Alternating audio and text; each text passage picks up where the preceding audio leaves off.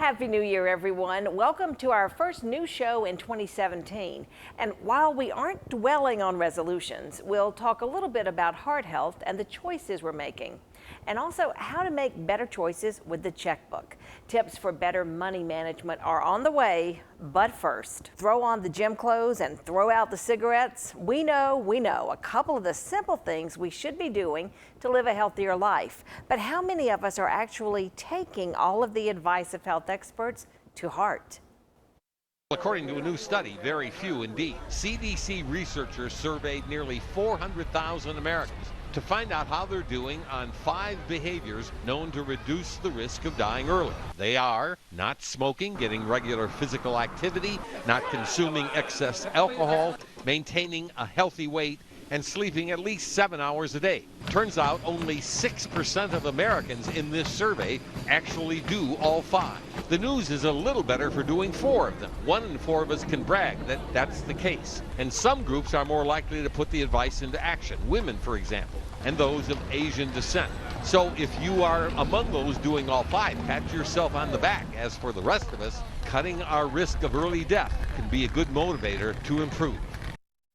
A lot of important information there from Dr. Timothy Johnson. And he adds that chest pain is still the most common symptom of a heart attack. But these are other symptoms to watch for: shortness of breath, fatigue, flu-like symptoms, including nausea, abdominal pain, and vomiting. These symptoms can go on for several days or even weeks before a major heart attack happens. And I'm joined now by 2 ladies who are very involved in heart health. They're board members of the Aiken Women's Heart Board, and so pleased to have Dee Dee Valders and Donna Jones here today. Nice Thank to be you, ladies. Here. Good to be here. Well, you're in your red, and that certainly signifies that heart health is important to you. And you told me as part of that 45-member board, you wear your red when you're out. But you both have reason to be volunteering with heart disease. Dee Dee? Yes, I have had several family members who have suffered from heart disease, as well as a beloved babysitter. And so when the opportunity came up to get involved with the Aiken Women's Heart Board, it was just a perfect fit. And I love raising money for research for heart disease. And Donna, you feel the same way. You've had people that experience other illnesses, but my grandparents and aunts and uncles who've had heart attacks, and then my husband, who had his widowmaker blocked 99%, and immediately was taken in to have that cleared. So he has a pacemaker now, and all is well. But it's worth working for heart to raise more money so they can do all this. Well, you raise money in a really fun way. You have a big benefit coming up, and it's the show. And people just know it as the show because it's gone on for so many years now. And tell me about That's Amore. This show's been going on for 48 years, 39 of which our director, Jim Moore, has written the show. And this year we have 2 Italian families. And one is their new age Italian, and one is like the old school, and one's the new school, and a daughter and a son from each family have fallen in love. And the 2 families aren't very happy about it. So it's kind of like a modern day Romeo and Juliet with lots of issues. Issues which will in turn lead to lots of laughter. Lots of laughter. And a lot of music. The performance takes place at the Etherredge Center. Yes, at USCA Aiken campus. Yep. Okay, and I want to make sure that we get the dates for that. It is coming up in February, the 22nd through the 26th, and I'll have the dates for you on the JENNIE page on our website, WJBF.com, so you can be sure and check that for more information.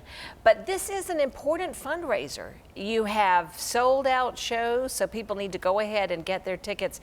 And how does the money that you raise benefit the community?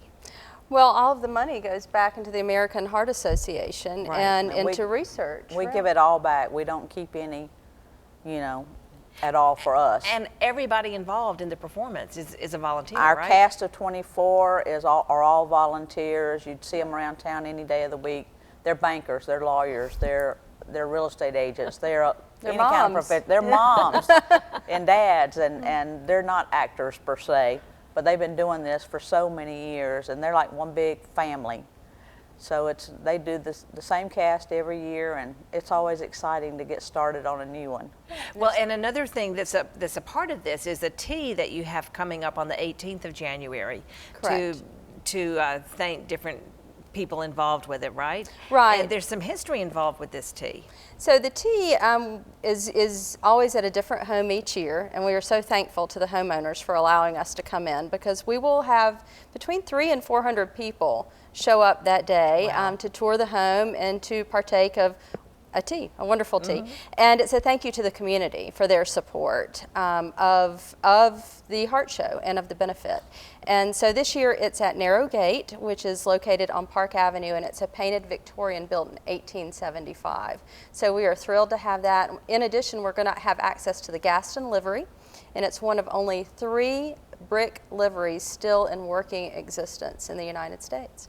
How fabulous is that? I can't wait to see it. Oh, that is really neat. Well, you have so much going on, and I really think that the show sounds like such a good time. You'll have a great time. We'd love to have you. Oh, absolutely. So again, that's Amore, and it's coming up in February, and folks look forward to this event. It's one that you don't want to miss. Dee Dee Vaughters and Donna Jones, thank you all so much for being here today. Thank you. And again, check the website, and we'll have the information for you about the big heart benefit coming up, the big show. Ahead on Jenny, Barkley Bishop joins us with another WJBF News Channel 6 woman to watch, and this one may be familiar.